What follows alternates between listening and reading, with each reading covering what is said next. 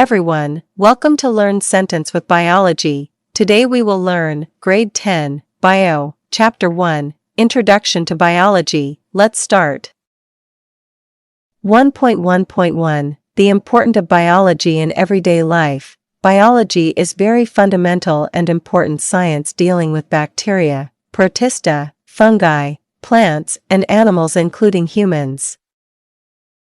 Their structures and functions are associated with one another in their respective environments. To a great extent, we owe our daily high standard of living to biological advance in two areas: food production and disease control.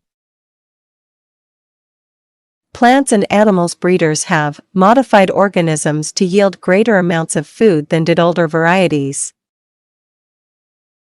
The improvements in the plants, along with better farming practices, have greatly increased food production. Biological research has also improved food production by developing controls for the disease, organisms, pests, and weeds that reduce yields. Biologists must understand the nature of these harmful organisms to develop effective control methods.